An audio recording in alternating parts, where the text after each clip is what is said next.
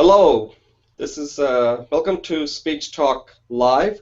This is episode 11. My name is Jayoza. I'm the host of Speech Talk Live, and today I have two co-hosts who have joined us, Julie Finkelstein and Latesh Balakrishna, and they'll introduce themselves once I'm done with my intro here. So, one of the things that I do is I mentor this course called Introduction to Public Speaking. It's a Coursera course that's offered on their on-demand platform. And we help students with their public speaking, helping them with their public speaking skills. But the other thing we also do is we do this show called Speech Talk Live. And here we talk about speech-related issues. And also we review speeches. It gives people a chance to get a feedback if they're going to give a speech in front of a live audience. And here they get a chance to get feedback so that they know what they need to do to make it better. And the third thing we do is we review a famous speech and use that as a way to learn what they did well and what we should try to copy or avoid, depending on what they've done. So the purpose of this Speech Talk Live are three things, as I said. To learn, we are all learning because speeches are all different. Nobody gives the same speech to the same audience all the time. So there's always something that we can all learn when it comes to speaking.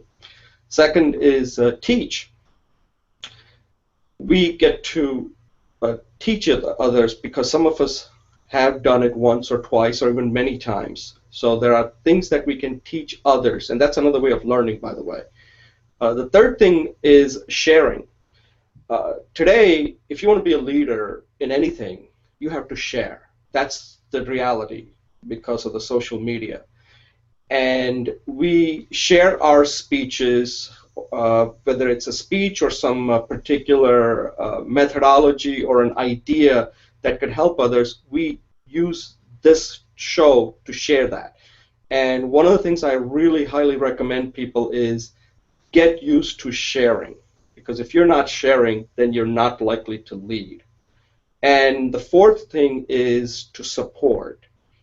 This is the place you come to where we support each other so that when you go out and give a speech in front of others, you will be confident because you will get all the feedback that you need and you will have practiced it. So that's basically the show. Today we're going to do three things. The segment one, and again, this comes back to sharing. I'm going to share a methodology that I think is effective, and we'll have a discussion around it and see what others think on how do you actually create a speech.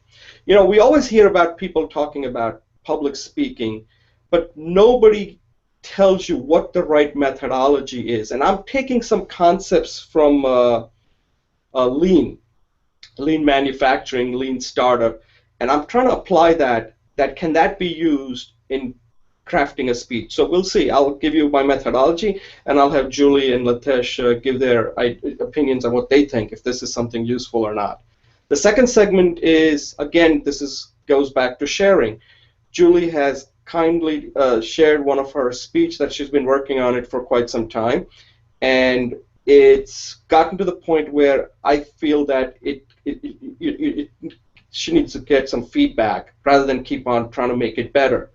And this will give her an opportunity to drive the process to see what specific feedback she's looking for, and then we can provide based on what we think that she's done well and what are some of the areas that she may want to consider that might make it better next time when she gives it in front of a live audience. And third, we're going to review one of the famous speakers, Brené Brown. She did a TED Talk that was really well received. This is not a TED Talk. This is a talk she did at 99U about critics. And I like the speech. I like the way she gives the speech. The content is really good, and the way she delivers it, it's very good. It's a very conversational way that she speaks. I really like it. So we're going to review that and see what are the things that we can take away from that. So that's basically the show. At this point, I will turn it to Julie and Latesh so they can introduce themselves, and then we'll get started. One other thing, in between the segment one, we're going to have Latesh give an update on a speech that we reviewed, I believe, a few segments ago on stage gates. And we gave him our feedback at that time, and I believe at that time he said that speech was going to be given a few weeks later. Now that he has given it, this will be our chance to learn from him what went well and what he could do better next time. So Latesh would like to hear about that. We'll give you like 10 minutes to talk about that. Okay, at this point, Julie, take over. Oh, thanks, Jay. Hi, Latesh, and a remote hello to Somi, and he joined us, and he wasn't able to stay. So a quick introduction of myself. My name is Julie, and I moved recently from Chicago to Stanford, and I'm a fellow student and a mentor, and I host this Google community group called Introduction to Public Speaking, which is associated with this course, and I have class notes and other resources such as how to overcome fear and body languages. So many of them are provided by fellow students and mentors, fellow students and mentors such as Somian, Jay, and myself. So right now, one of the students is wanting to start an event. So please join that community and find out more. Thanks, Jay. I'll turn it back over to you. Or to Latesh. Yeah, Latesh. Hi, everyone. My name is Latesh Balakrishnan. I'm based out from India, and specifically from Kochi, which is in the southern part of India. I work in the IT industry as a project manager. And my hobbies are like running fitness-related activities, reading, and being updated of the current trends. I use this platform to improve my public speaking skills, and I get plenty of opportunities to keep improvising and being comfortable talking in the public domain. The team here has been very helpful with good constructive feedback. In fact, I would be sharing one of the sessions that I had taken in some time because of the feedback that I had received from the team. It had tremendously improved my confidence while giving this talk. Thank you, everyone. Back to Jay. Okay, Latesh, thanks a lot, and I'm looking forward to that. We're going to take a short break, and then we'll move to segment one, okay? Okay, welcome to Speech Talk Live. We're moving to segment one. And in this segment, I'm going to share a methodology that I use on how to develop a speech. And the reason I've created this is that people, when they take a course like public speaking, they kind of get overwhelmed because they don't know exactly how to start. And then they record a formal speech, and then they hardly ever get a chance to ever give that speech. And because of that, they give up and they just don't improve. So I was thinking about there has to be something that would allow you to create a speech and keep practicing it, right? So how do you do that? So I call this methodology the lean speech approach, a lean speech methodology. So let me explain what lean is. Lean is a technique or manufacturing process that tries to remove the waste. It's something that the Japanese pioneered with the Toyota production system. Since then, lean has become very popular in the startup movement on how to incrementally and iteratively develop a product. So the concept is pretty easy to understand. How do we apply it to a speech? You know, rather than just recording a 15-minute speech, kind of incrementally and iteratively develop it. So the way I have, what I've done before this show is I've recorded this speech, and there's been some confusion, like how does that fit in? That's like the final product, okay? It could be like 7 to 10 minute or maybe 15 to 20 minute. That would be a formal speech. So I would use that as a way to refer to somebody. But the question is, how do I get to that point? Okay, so this particular speech that I have recorded is on investment. So let's say if Julie and Latish and we're at a cocktail party or something where we're just Julie brings up investment, say, hey guys, I have this investment idea. This is how I'm investing in this stock, or maybe a startup that I'm investing in. And at that point, it's my opportunity, since I've already been thinking about this topic, how do I elevate this conversation? Either I could be in a listen mode, or I could take it to the next level and share something that I've been thinking about. So that's the one word. So investment obviously is a topic that people are interested in based on, otherwise, people would leave. So at that point, I would then move to the next level to see if anything that I'm about to share is something that's of interest to others. So I could say something like this. Hey, Julie and Litesh, the best investment that I've found are those that follow simple rules. Now that's my 6 seconds. I've just taken that topic, that one word, investment, and I brought it to the next level, which is a 6 second. I don't want to go beyond that at this point because I have no idea whether you two are even interested in this topic, okay? And let's say at this point I'm kind of saying it's up to you, right? Because I have to listen, right? And if you say, yeah, that's interesting, can you elaborate further? So that 6 second was that the best investment are those that follow simple rules. It's very general and it's broad enough so that if you have listened to that, you should be curious at that point, saying, hey, give me some idea. What do you think? Tell me more about it. So now from 6 seconds, I now move to 30 seconds, and I have to have these ready. Otherwise, I'm going to look kind of like I'm not going to be able to elevate this conversation. So as you can see how this is going to move, right? And at the 30-second, I can say, oh yeah, sure. So I can then move to my 30-second pitch. I say, I tell people that if you can't explain your investment strategy to your grandmother, then you're likely to do poorly. My theory is to keep it simple. For example, I invest in the S&P 500 index fund, which is a basket containing stocks of the top 500 publicly traded companies in the United States. And let's face it, no one can predict the future, so I prefer to bet on a basket full of stocks tracking the economy, but easily you could track a particular industry sector that you like, such as technology, pharmaceutical, etc., rather than investing in individual companies where the risk is very high.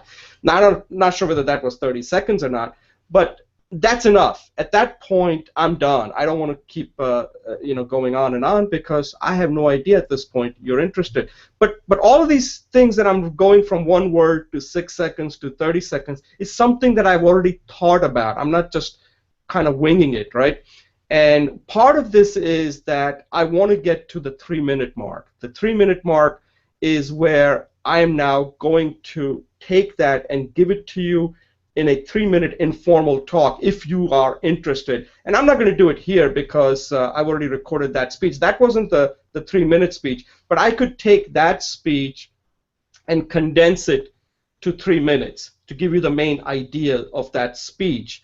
So at that point, what I'm doing are kind of 3 things, actually. One is that in a conversation, I am elevating the conversation rather than just talking about contextual stuff like, hey, what do you think of this hangout? After a while, that gets kind of boring. So one is to elevate the conversation because people out there want to learn something new. Okay, they want to learn something different. Second is it allows me to practice my public speaking. Now, you're not going to invite me to give a formal 5-minute, 7-minute, or even a 10, 15, 20-minute TED-like talk. So this is my way of practicing my speech in this 3-minute informal talk. With that, I can do that one-on-one. I can do it with all 3 of you in this at a meeting or on this hangout. And the third thing it allows me to do is it also allows me to promote this idea that I have on investment. So that speech that I included was my recording. So if you, let's say, after 3 minutes saying, that's a very, at this point, I don't want to say anything more because I've already taken too much time, because after a while you don't want to talk more, you want to listen, right? And then I can leave the conversation at that point, because I made my point, right? At this point, I don't want to add anything more. I can say, by the way, guys, if you want to know more, I have this recording that you can take a look at and give me your feedback, what you think. So what this is allowing me to do is I'm kind of taking the initiative here where I am coming across like a thought leader, because I have a thought, right? I've thought about this, and I'm also bringing I'm elevating the conversation because there is some interest that you guys have expressed on this topic, since it's the topic that we're talking about. But it's also allowing me to practice, and unless you're practicing this type of speech, you just cannot improve. And one of the faults that I see, not faults, but problems that I see that people are struggle when it comes to public speaking when they take a course like Intro to Public Speaking is, yes, they do give a formal speech, but then they cannot take that formal speech and deploy it with individuals in an informal way. And that's what I'm trying to get to, that you have to, if Julie, for example, when she did her meditation talk, she needs a 3-minute talk that whenever she meets people, she should be able to take that talk and be able to condense it into 3 minutes. And if after that they're interested, she can then say, hey, by the way, if you want to know more about this speech, I have this recording on YouTube you can take a look at, and then we can have a follow-up discussion. So she's coming across as a thought leader. She can then also promote herself, and she's also practicing her speech. So that's the whole idea of this lean methodology that I'm introducing here. So at this point, I'll stop and just have you guys give your thought on what you think of this. Yeah, Julie, go ahead. Yeah, and this is really brilliant. I really appreciate that. I'm going to try to integrate that somehow, because one of my challenges is I do very well in group settings like this where it's structured, but to throw me in the ocean of a group, I don't know how to get started. So now I kind of get this idea is, let's say the meditation thing, I could segment an idea and kind of say, hey, meditation is going to help you whether you want to succeed or whether you want to improve your relationships or health, and then they can come on. It sounds like similar to the segment that you did on the elevator speech. It's almost like, you had mentioned in our discussions, you had mentioned that the idea of having a basket of things, so it's almost like a component design. You have this component, that component, and then you can combine them, and I call that plug and play in my life. And it sounds like one of the plug and play components can be something you're really passionate about, or something you really want to get your message across. And I like the idea, the synergy of doing something and, 3 bangs for the buck kind of thing. You come across as a thought leader, you're promoting an idea, and you're practicing a refinement. So I think that's really great. And going to throw out the idea that perhaps in another week, you might like to do a role play on this. So thank you very much. I love it.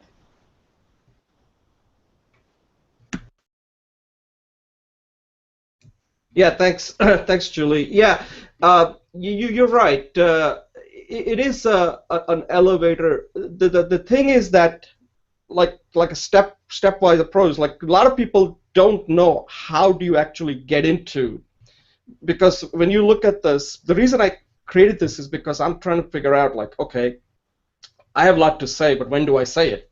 You all have a lot to say, right? But nobody's going to say, hey guys, today I want to talk about Wikipedia, but I'm not interested in Wikipedia. Why do I want to listen to you? So what I'm saying is that you have to have, like you said, since we're using the word basket full of speeches, right? Because you're just one person and you have all these basket full of speeches, and you have to prepare them so that when you are in a conversation, because it's going to start with maybe one-on-one interaction or an interaction at an event you're attending, informal, because most speeches are informal that you give, right? All of them are mostly informal. And then, of course, with Latesh, he got to give a formal speech. But to get to that formal speech, it's a long process, unless you're giving that same formal speech over and over again to a different or entities. Otherwise, the only way you're going to be able to practice is if you read a book, or if you have an experience, or if you have a story. Then you're going to have informal setting where you're going to bring this up and see where it goes. And part of the other thing is that you're also listening, so you know immediately when you're talking informally how well other people are receiving it. And so you're doing several things here. It's making you much more active, that every opportunity is an opportunity in practicing your speaking. It's not, as speaking is, I like to think of it as, there's no such thing as public speaking. It's speaking. It's good speaking, bad speaking, and no speaking, right?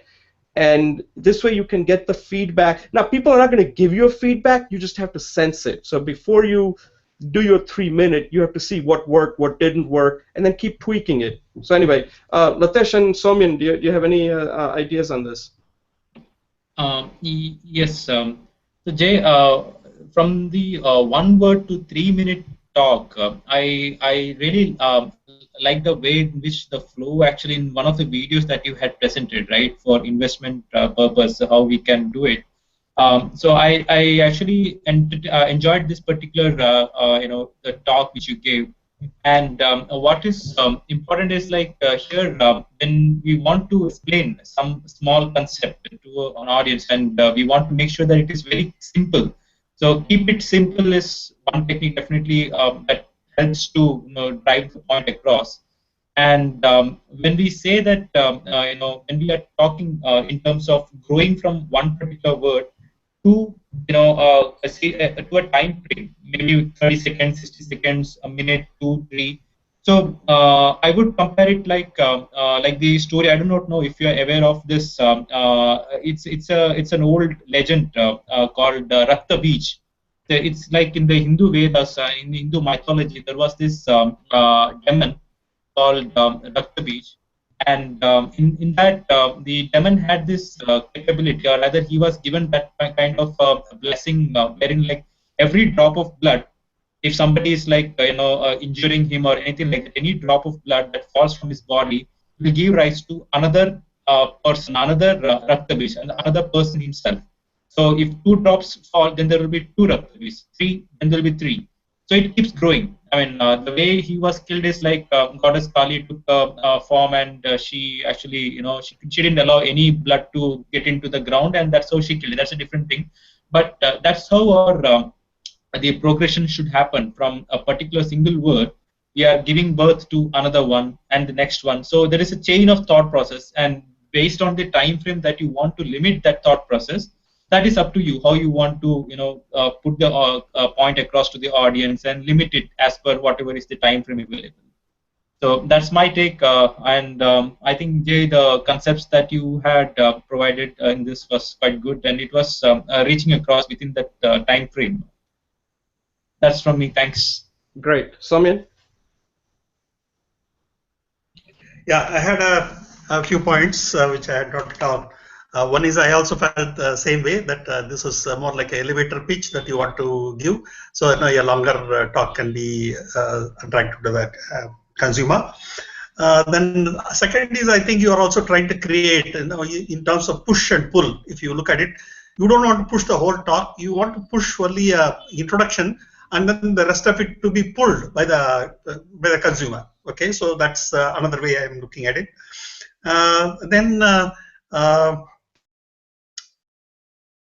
In terms of, I mean, that's one point about the overall concept that you are talking of. Then I wanted to give some feedback to you about the video production and related thing itself. I think the way you are now looking, in this screen right now, the way I am looking at you, you're visible to me from the tabletop onwards right up to the head. I think you perhaps are much better in this mode, in this frame, rather than standing back. So when you are standing back, you look a little much more smaller in the overall frame. And I think you do show a lot of facial expression which conveys a seriousness, etc. And you will be better off in this mode in many of your talks. Is one thought I had. You can experiment with that. So that's one part of it. Then I felt that I also had had a lot of investment related advice. I was in Gujarat for some 8 years. So in Gujarat, everybody will talk about stocks. Helper boy who is sitting outside our office, errand boy practically, he would be, in his spare time, he will be reading the newspaper, looking at the stock prices, and then apparently he does buying and selling. Okay, so that's the kind of a community we have in Gujarat, and it's a very vibrant stock investors community. Despite being there, I never really picked up this stock-related thing at all. So, I'm just saying this because when you say something for 6 minutes or 9 minutes later, I would like this to be addressed. If I want to watch your talk, I would like to see the kind of answer to these questions that I have in my mind. No, I'm not asking for them now. One is, stocks are actually meant for action-oriented people. The example you narrated in your video, where somebody had to be cajoled a many number of times, and then he ultimately, when he went to buy it, it was perhaps in the downward trend. So stocks are transient things. Then if somebody is urging you to buy that, if you are going to buy, you must buy immediately. There's no point in buying 1 month later, because 1 month later that advice may not be valid at all.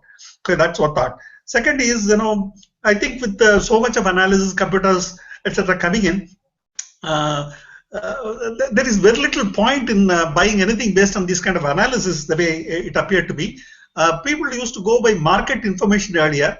Now I think market information is very heavily getting into analysis. So in this analytical age, I wonder whether any decision, which is going to be, any difference is going to be possible. Typically, I hear one comment that you make money in the stock market only based on information asymmetry. That is, something others don't know, the rest of the world doesn't know. You are privy to some kind of an insight which comes to you ahead of the market. So in that case, you can take advantage of it and either buy or sell before the market. So if you are going to get the information after everybody has got it analyzed thoroughly, there is hardly any money to be made in that. Okay, so that's a thought I had. So these are the things for which I would like to have some kind of understanding from your talk on investment. So that's all I have to say. Thank you. Okay, those are excellent points there. Yeah. So that's exactly the thing. So what Soumyan just did is exactly what would happen, right? If I had that informal talk with him, I give him a 3-minute pitch, and he would say, well, these are the kind of questions I would like to know. And what I could then do is take those points and turn it into a formal 15-minute or 20-minute talk, so that speech is essentially addressing some of the questions that he just raised. And that's the whole point of this exercise, right? That the elevator pitch isn't just, the elevator pitch is very static, right? This is more dynamic. That's what I think the difference is. That yes, in a way it's an elevator pitch. There are some similarities because based on the timing. But the purpose of this is a little different. An elevator pitch is like you're kind of pushing your agenda on somebody, right? This is almost like you're pushing it to extract certain information to see that when you get to a longer speech, whether that's going to resonate with your audience, so that when you get in front of an audience, you have already gotten a pretty good feedback. Because let's face it, we're pretty good at giving feedback because we know how to do it. Other people are not. They're just not going to give you feedback. So this also becomes a feedback mechanism. It's your ability to get feedback from others without asking them for the feedback. So before we close this out, and any last thoughts? One thing I want to say before we close this out, you've got to practice this. This is not simple. This requires a lot of work. But if you do it, I think you'll find it that you'll become a much sharper a speaker. Because I do this all the time. Okay, so to just give you an example, I went to my dentist the other day, and I brought up something. I always think that before you talk to somebody, bring something to elevate the conversation. So I brought up that thing about, remember that dentist who killed a lion in Zimbabwe, right? I don't know if you guys know about that. He killed that Cecil the lion in Zimbabwe. So I said to his name is Dr. Levine, I said, Dr. Levine, so how was your hunting trip? You're back from your hunting trip. In the beginning, he didn't get it, but then he did get it. He was like, he was then, throughout the whole thing while he was doing my teeth, he was just talking about that, right? I didn't have to say anything after that. And then he was asking me, did you think about that before coming, or did you just, I said, no, doctor, I actually thought of it just before you were entering the room. I said, I have to come up with something that would get you to think about something different rather than just working on my teeth. So, I mean, that was just, so let's close this out. Julie and Latish and Somin, any closing thoughts on this? Yeah, I think that's your point about getting information without asking for information is very insightful and creative. So I'll take that back and think about that. Thank you. Latish? I think driving home a point within a very short time frame, especially like 2 to 3 minutes, or doing an elevator speech requires a lot of practice, and it is not something that will come. It's not impossible, but it should come naturally, and it will come with practice. So that's about it. Thanks. And Soumya? Yeah, that's a very interesting point of view, Jay. I think I will try to put it to practice. I also often find that I give long monologues when the other party is apparently not quite interested. Other bystanders often tell me that I spoke a little too long without ascertaining the interest of the other guy. So I think it's a very relevant input that you gave me. It's food for thought. Thank you. Yeah, because my daughter does that to me all the time, and she just is pretty rude to me too sometimes. Dad, you're talking too long. I'm like, okay, I'll shut up. All right, so at this point, I'm going to take a quick pause, and then we'll have Litesh give his update on the speech that he gave on the stage gates.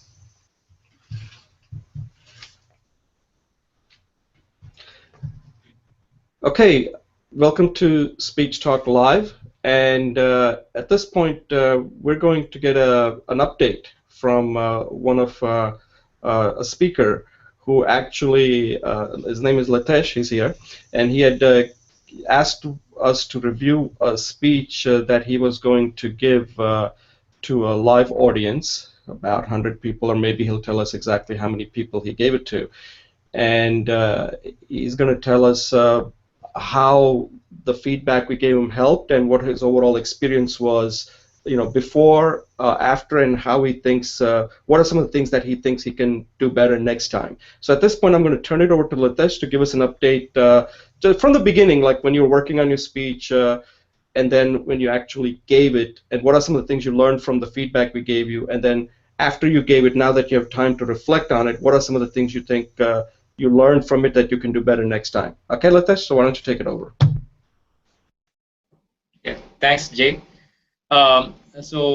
See, by my personality, by my nature, I am kind of a person who would do most of the stuff like in a driving mode, and I like to talk. I like to really, be more of a conversational person. But when it comes to doing public speaking, especially when you are talking to a larger audience, I used to find it to be a bit challenging. And whenever I had to give a talk, I remember the last time when I was asked to give a talk in front of about 50 to 100 people, I was literally nervous and I was sweating, and it was quite difficult because I was losing my words and my thought process, and I was not able to come up with a structured thought process while giving the speech. So that's where I thought like I need to really improve this, and fortunately, by chance I could get into this public forum, this particular speech forum, and I think it's a part of a Coursera program. So I was lucky to get into this particular platform with Jay, Soumyan, and Julie. And in fact, if there were more people, I would have got more feedback. But was lucky enough to get a lot of feedback and improvement areas. So my topic, which was more of an informative topic because it's like a project management specific technique called stage gating. So I had already worked on this particular process, and I am an expert. I already have worked about 6 months in that particular area.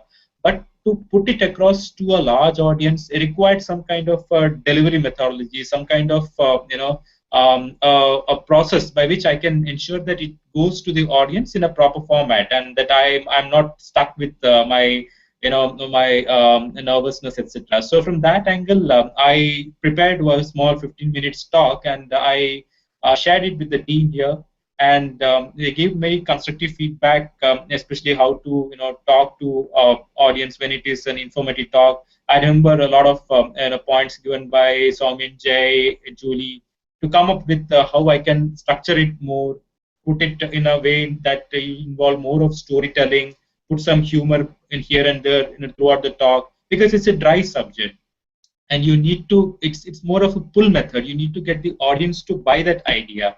So here in this particular talk, my audience was based out from multiple locations. There were some team which was based from Trivandrum, and I was doing a video conferencing, and the total number of the audience would be somewhere around 80 members.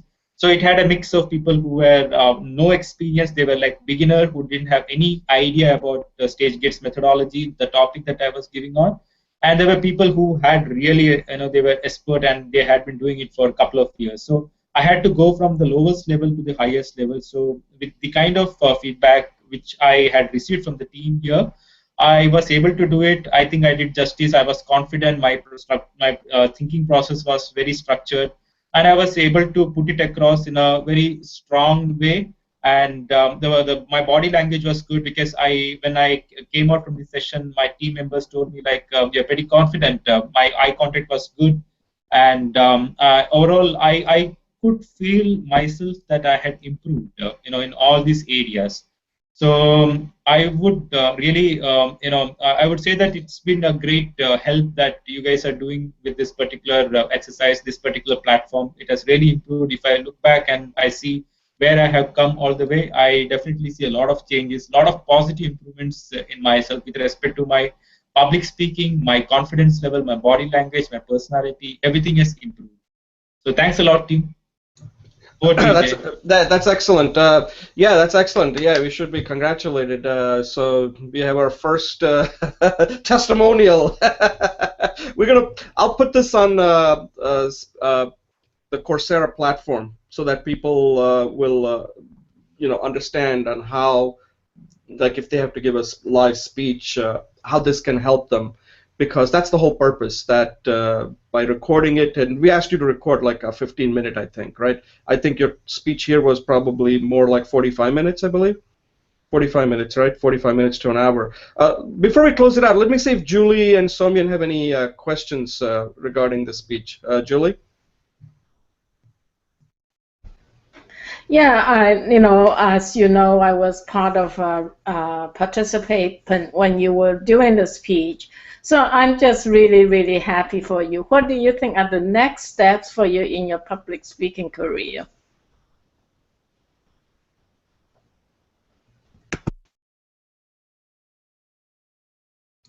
Latesh, next steps. Yes. So going ahead from here, I want to probably get into, because this was an informative talk.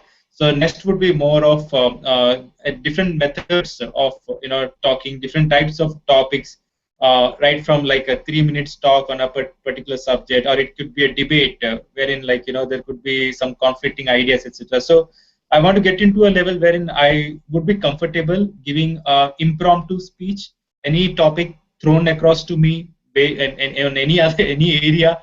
Even though I am not an expert in that area, I should be able to come up with, because I have seen some of my colleagues who were like really good, and they can actually come up with some wild thought can be put across in a very structured manner, and they are able to really do justice to that particular topic. So I see that probably I will grow into that kind of a mode where in anything impromptu given for discussion, I would be able to scale up and bring some ideas there. Thanks. Excellent. Soumya? Yeah, in talks of this nature, where the audience consists of a few experts who know a lot more than the average person there, and many people are newbies, I think there is a big challenge. On one end, you can find people who are very well versed with the topic. They can find it boring. They may get tuned out.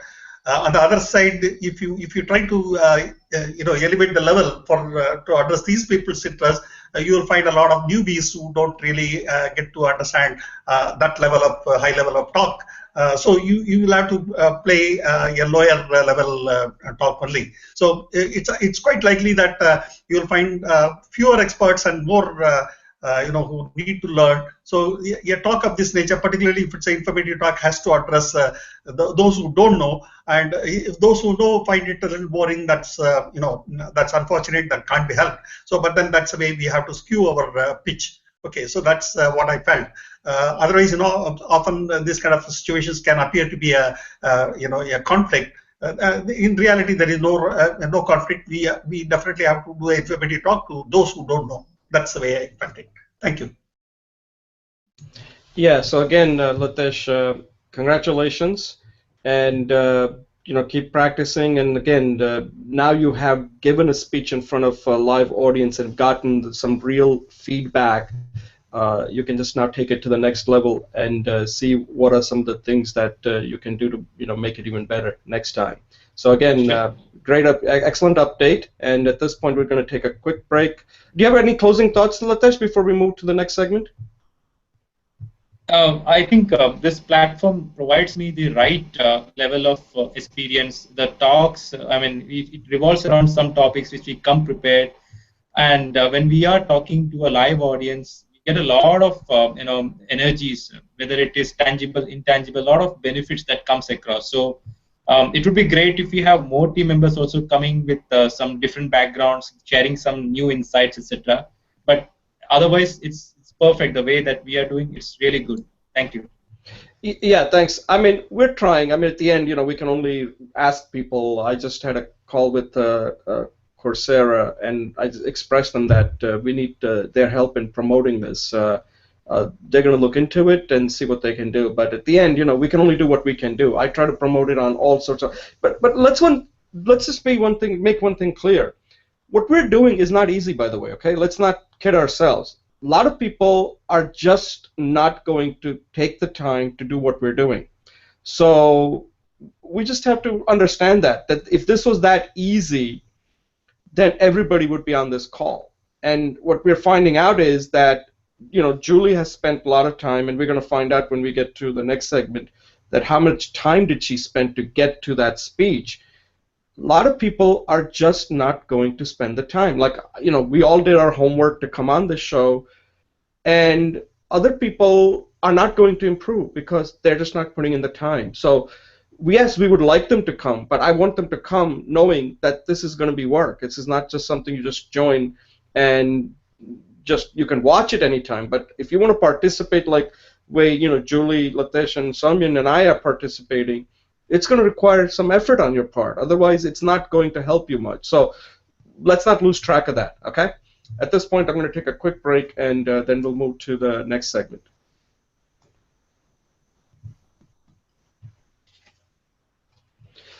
Okay, welcome to Speech Talk Live, episode 11. We're going to move to segment number 2. And in this segment, we are going to review a speech that Julie Finkelstein has been working on it for quite some time. And it's about the time we give her our feedback. She's kindly offered her speech for us to give her feedback.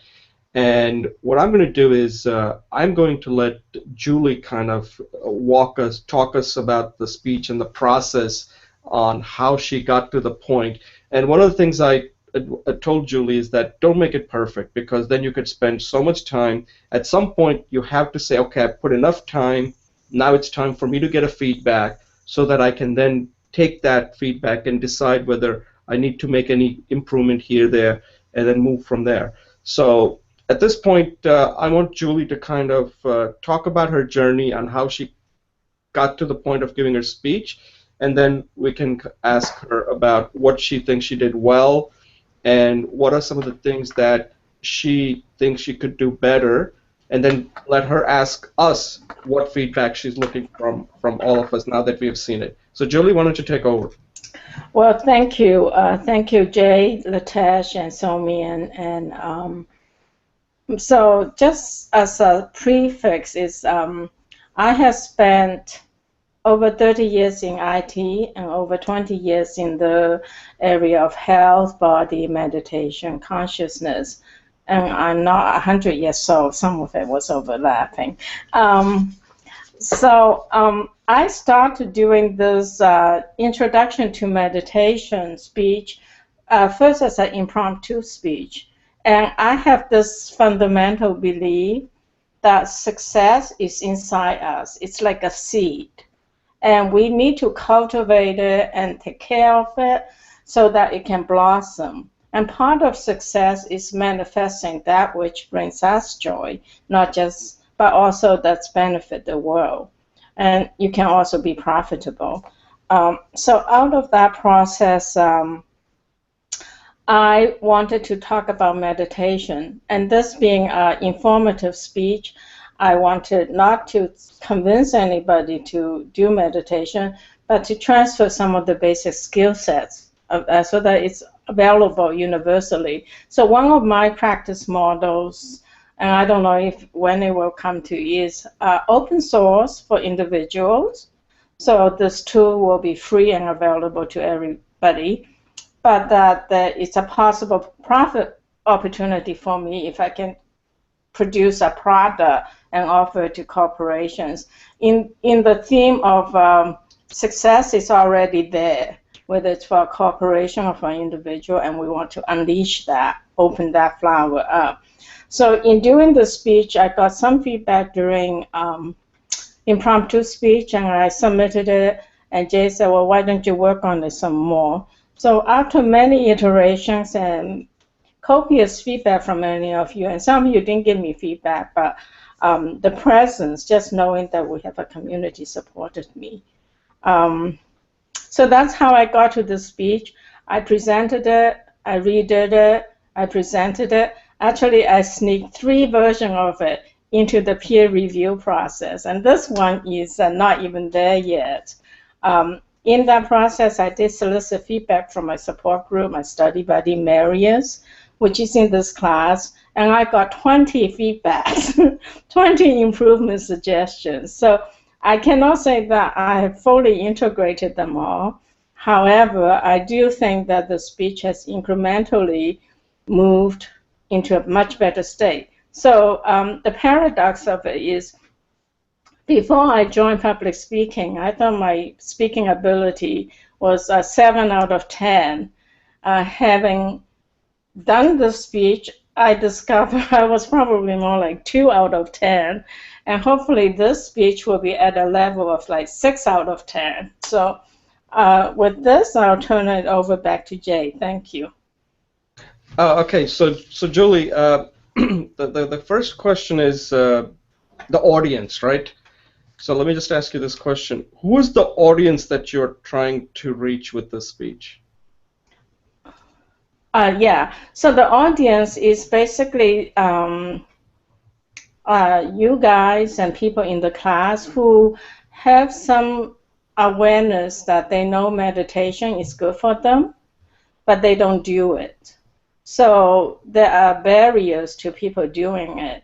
So the goal of this is just to remove the barriers. Right. So is this a speech that, I mean, right now you're still going through iteration, but at some point you want to formally put this on YouTube for a much wider audience. Is that correct? Yes. And also using it almost like as an educational packet that I can offer to anybody who's interested, and as a preliminary introduction to possibly, like, I don't know if I'll get there, but corporate programs, you'll be like a segment for that. Right. Now I also would like to figure out how to introduce it into conversations. So. Right. So Julie, what kind of feedback are you looking from us? What specific questions do you want us to? What kind of feedback do you want us to give you? Anything's fine. I will ask you to limit it to 2 suggestions each person, because that will help me to figure out what you think is most important for me, and help me to be able to integrate that. Okay, so I'll go first. Okay, so I think your content for this speech was very good. I understood it right from the beginning. The way you explained the body, the breath, and the mind. That part I thought was very well done. You spent equal amount of time on each one of them, so it wasn't like one was weighted much heavier than the other, which I thought was very effective. Uh, the other part is that in the middle you look quite relaxed. The only thing that I think you may want to take a look at in this speech that when you record it formally is the introduction. I think you had some notes in the beginning. I'm not sure whether that was needed or not. I just don't know whether that was a nervousness or not, because there wasn't anything there that you needed. And I like the way you gave the flow was very good. The way you introduced the topic with what you're going to talk about, then you did that, and then your summation was very good too. The only thing I would say is that the introduction could have been a little stronger.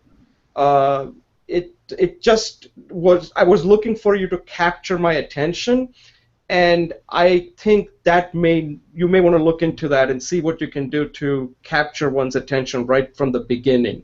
Otherwise, the content was great, and the delivery was another thing I would say. Maybe I'm giving you more than two at this point. I would like you to see a little bit more relaxed, okay? I don't know if it's the format, because I think the content was great, and at times you were very relaxed, but at other times I didn't see that you were that relaxed. So take a look at it. Those are my observations, looking at your speech a couple of times. I'll let Latesh, Soumyan and Latesh go next. Latesh? Thank you. Latesh, you want to go next? Yeah, hi, Jay. Yes, Julie, I think the topic itself was quite good, and it actually it was meant for audience like those most of us who are caught in the regular lifestyle, in the current lifestyle, which really gives us no time to really think about sitting for a few minutes and just spending some time doing meditating. So from the feedback angle, the topic was quite good.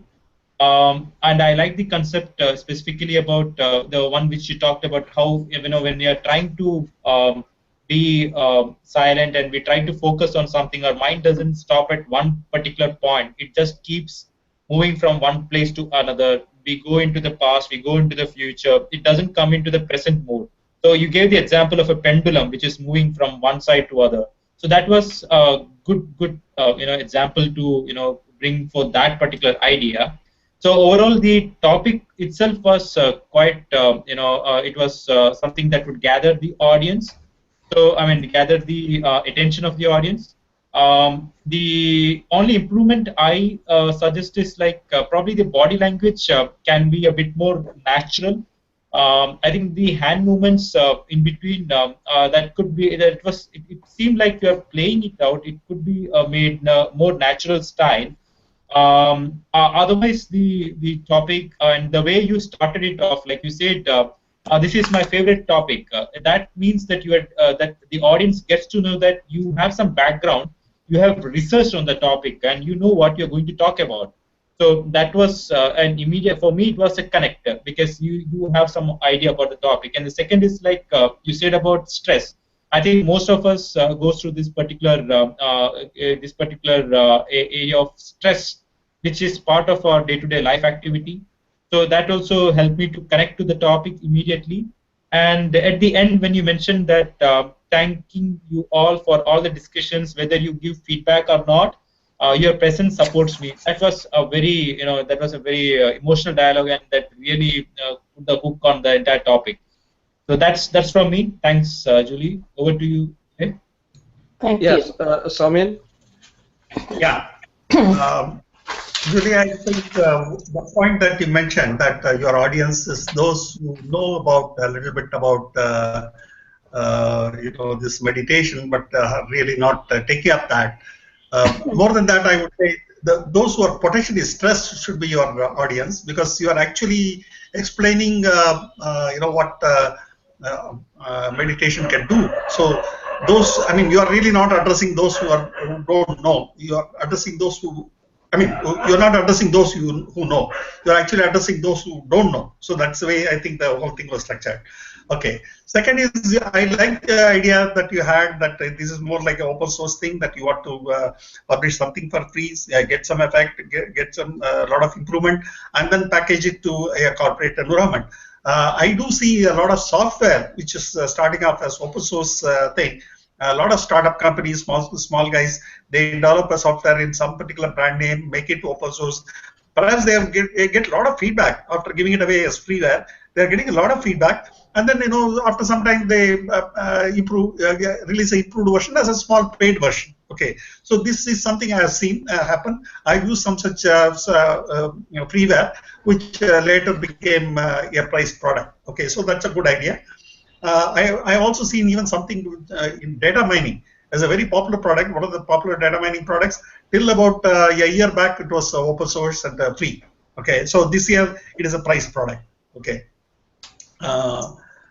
Then the other idea is, I think you are initially limiting your feedback session to, I mean, just about 4 or 5 of us. I think to get the feedback from more number of people is actually a very important thing for you, to get a variety of feedback so they can improve. So that's why I was also urging that you should not go on trying to fine tune your thing further with the limited number of people's feedback. Also, then we will have some kind of bias, and then you need a wider audience to talk about it.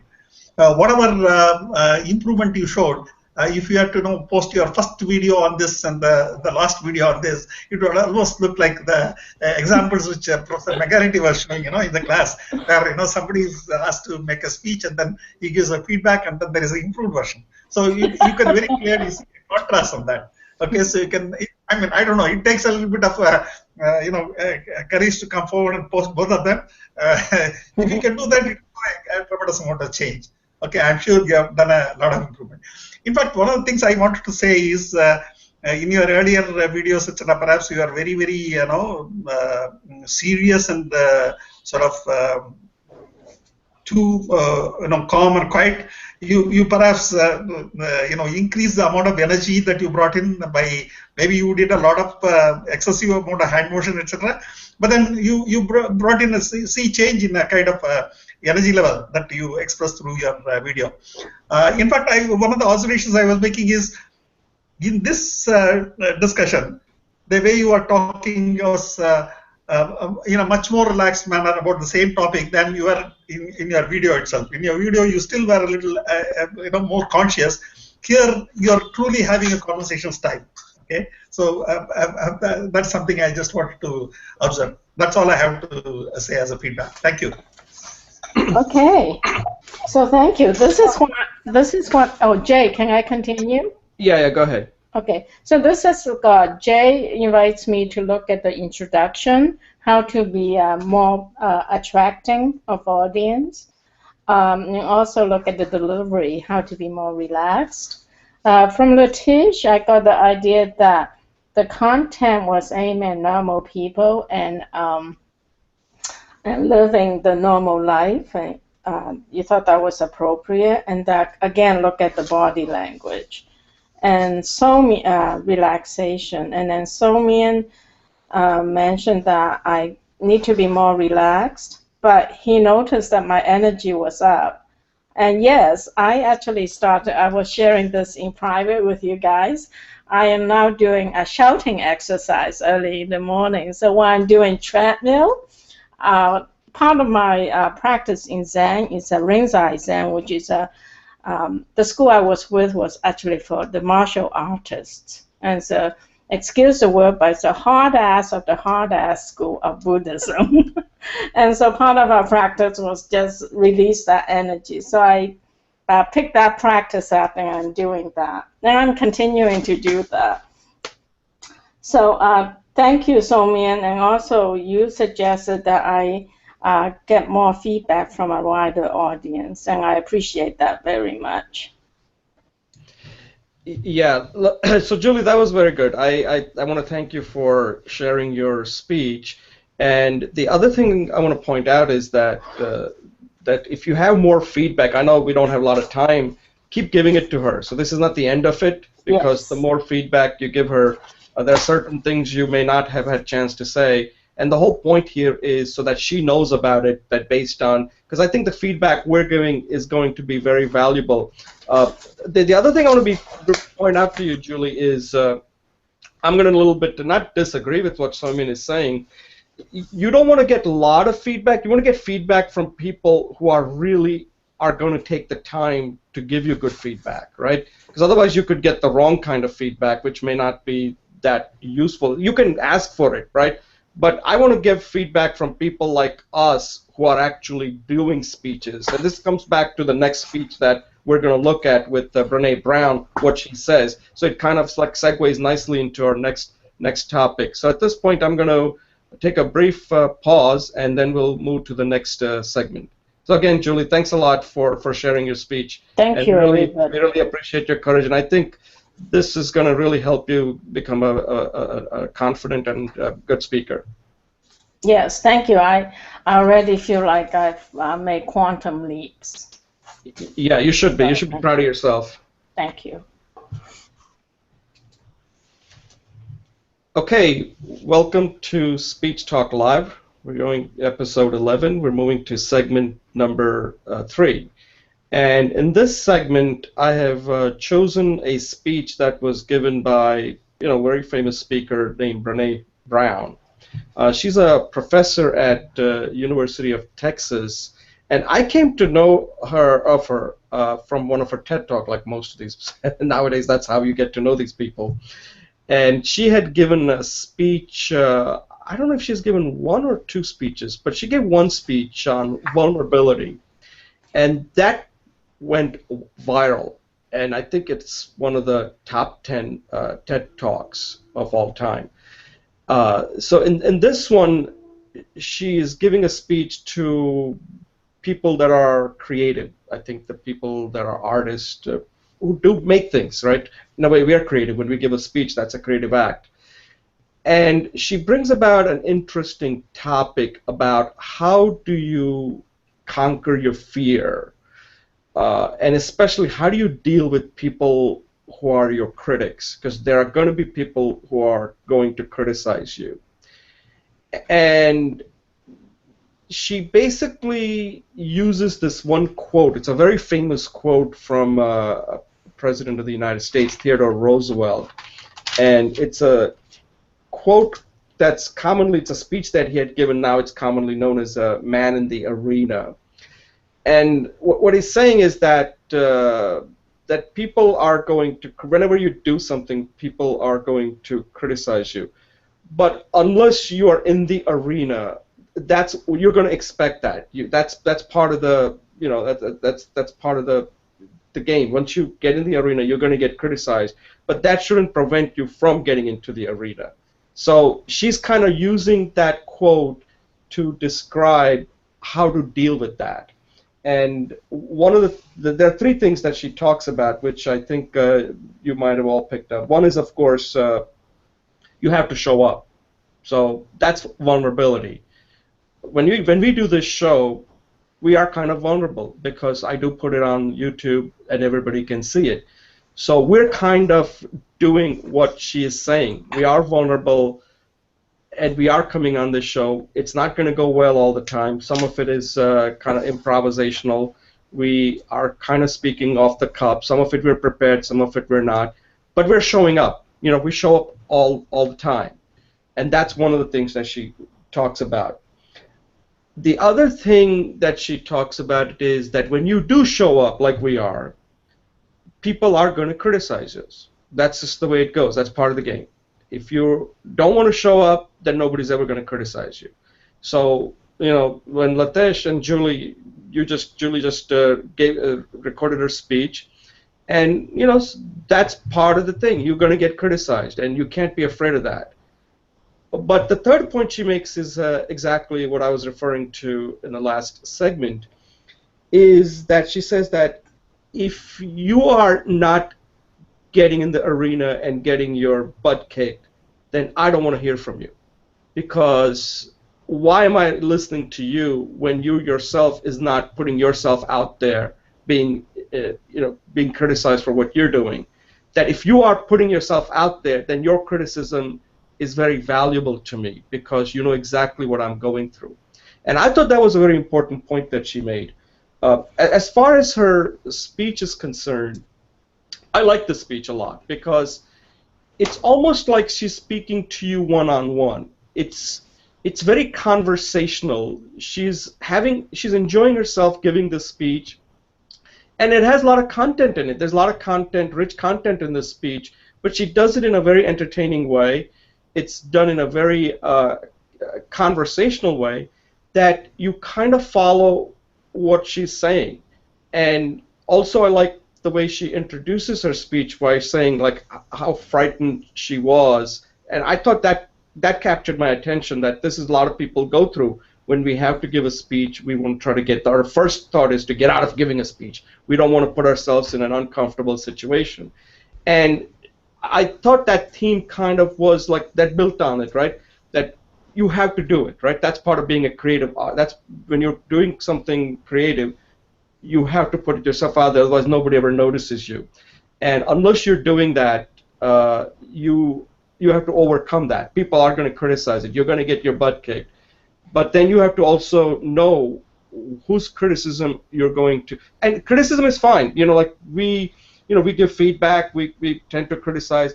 But when we're criticizing any of our speeches, it's coming from love, actually, because we want you to get better. A lot of times people are criticizing you not because they're doing out of love. They might be doing out of spite because they might be jealous. They might have their own agenda. They might not know you. They're not trying to understand what you're going through. So I thought that that the way she is showing herself being vulnerable, and if you look at that speech, she is very vulnerable in that speech because she's putting herself out there, and the speech is about that. How do you overcome your vulnerability? So overall, I thought this was a very good speech. I liked the content. I liked the way she delivered it. And I like the way she's actually enjoying herself speaking. And she's making a very important point that this is what you have to do. She herself is an example of how you have to put yourself out there and not worry about the critics. But they're going to be out there, and you're just going to have to deal with it in your own way and then keep doing it. So that's overall my thought of it. So, Julie, you want to go next? Sure.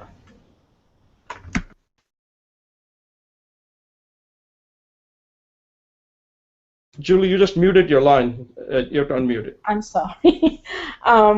Thanks, Jay. I found her speech very powerful. Actually, I think fear is a very fundamental human experience, human emotion.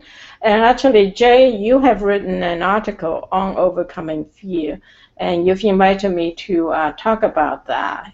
And so I will do that. And so this is a plug for that. When I look at the rubric, there's three things that we look at: invention, organization, and delivery. And in this speech, I just want to look at her organization a little bit because it's not so simple or linear. So so she starts off talking about wanting to get a pink eye so she could avoid the speech. She didn't even use the word fear, right? And then she went into fear and how people were, but she kept on coming back to fear, right? And she kept on coming back to what happens, like other people will attack you, and that's fear. They asked her to dress in black, and that's fear. And then her own resistance, and then her overcoming that. So in a way, when I look at the structure, in traditional database design, there's the hierarchical step by step.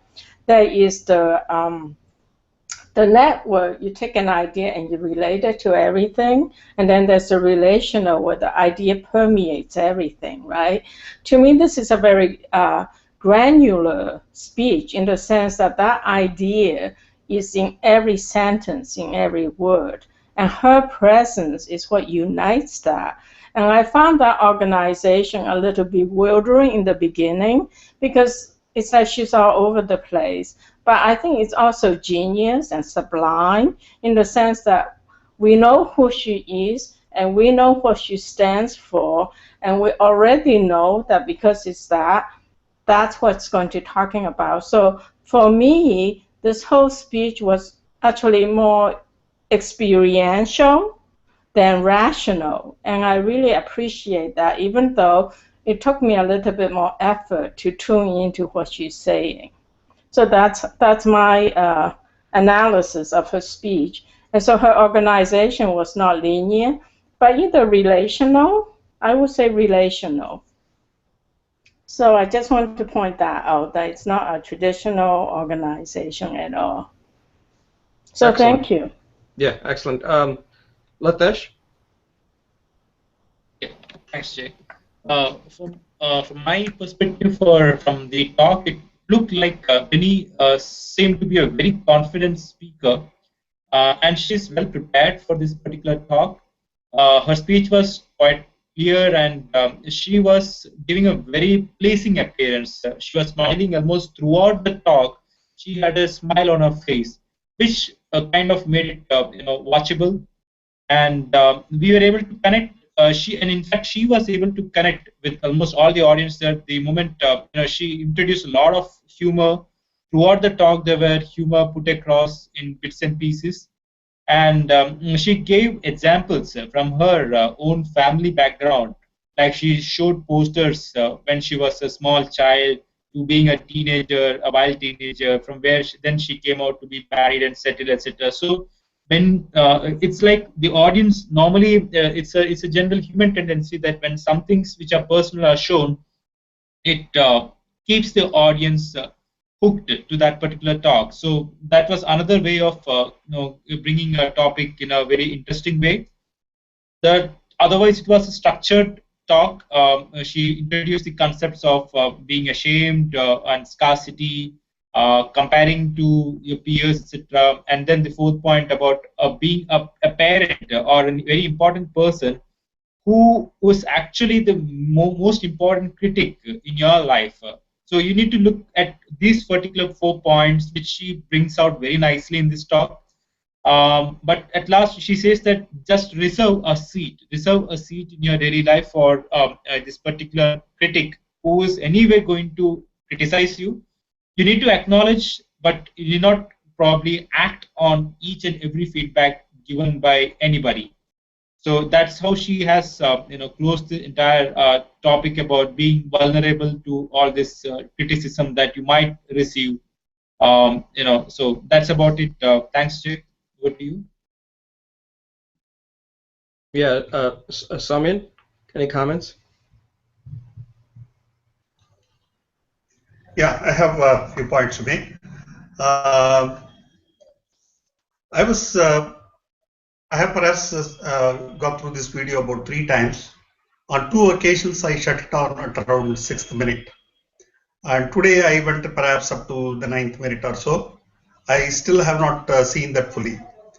But the first occasion, I really couldn't understand what exactly she's going to talk about. I didn't even understand what is it she's getting around. She talked of her being a researcher. She talked of creativity, but then there was the topic headline also said something about critics. So I really could not relate. Okay, so I'm sorry about that, but then that's how I struggled. So I turned it off after 4 minutes because I really didn't find it. The second time again, the same kind of thing happened. But the third time, I went beyond the 4th minute.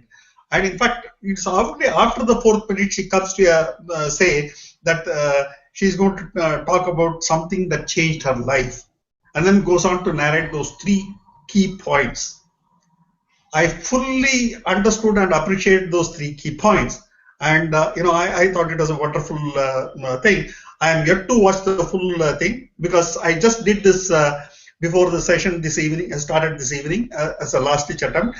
I didn't want to, come and say, look, I could not understand it at all. But then those 3 points are beautiful. Okay, I was immediately reminded of my own certain experiences. when I started making YouTube videos, and I was trying to experiment with various techniques. Essentially, I tried to create some Japanese language videos.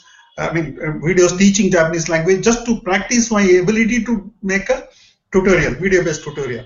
It was an expendable topic for me. As far as the topic is concerned, if I earn a bad reputation, it just didn't matter for me.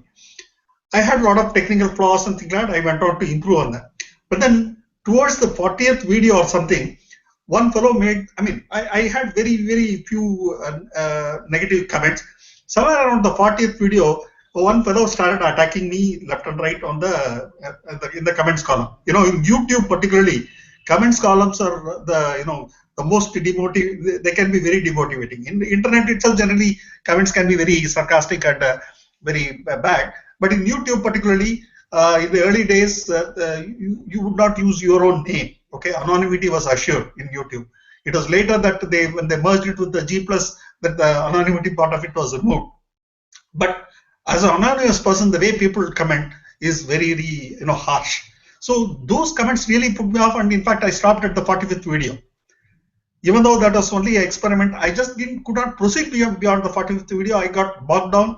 I felt so bad that I got criticized and things like that. So in fact, when I recall these three sessions, look, I was vulnerable. I was experimenting. I was posting videos on a subject. Okay, I was very much vulnerable, but still I did that.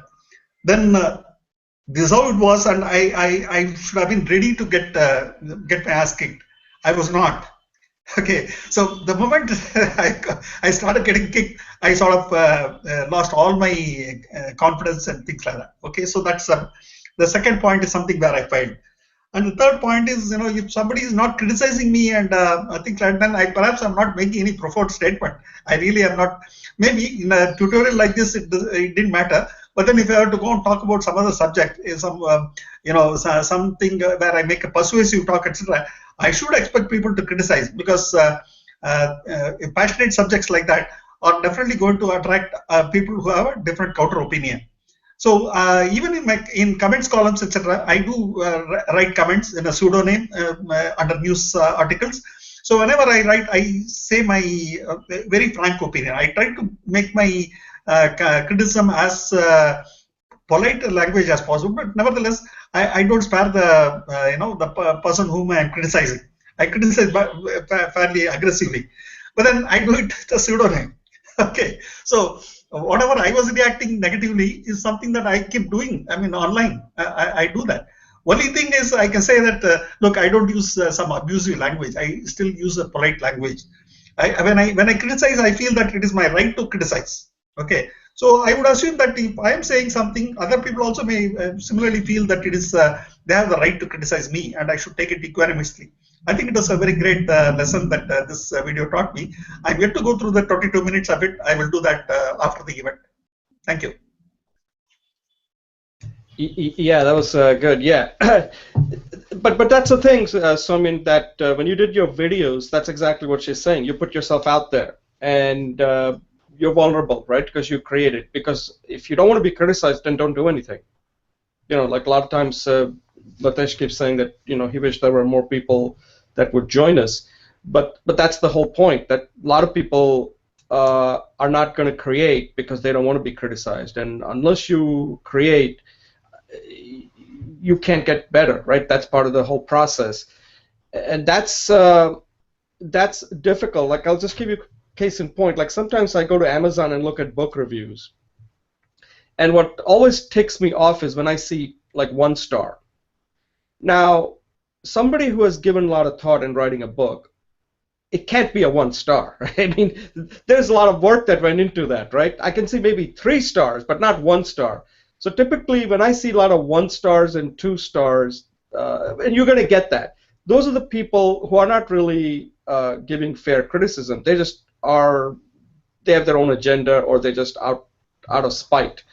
Like, if I read a book and if I found at least 1 tip that was useful, to me that's a 3 star, okay?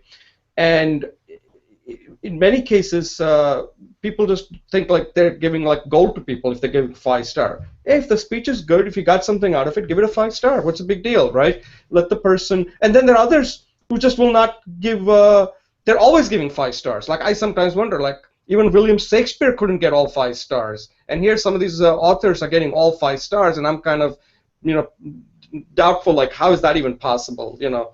William Shakespeare must be rolling in his grave like, wait a second, I got criticized when I was writing all those plays and comedies and stuff. So it is what it is. But one thing that Brené Brown said that was also very important, and I think she said this at the end, that one seat you leave is yourself, right? Because you're your biggest critic, and that's something we all need to realize too.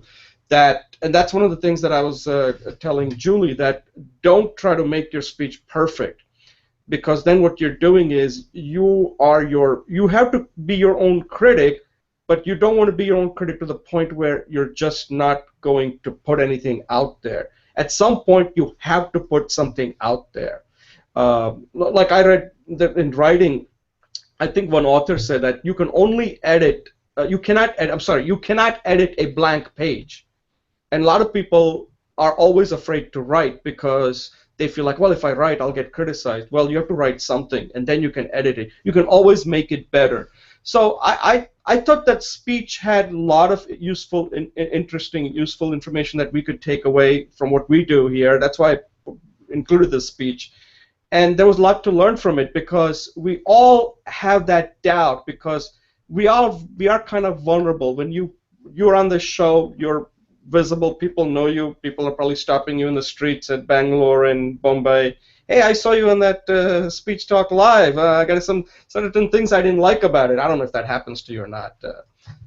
It happens to me all the time, you know.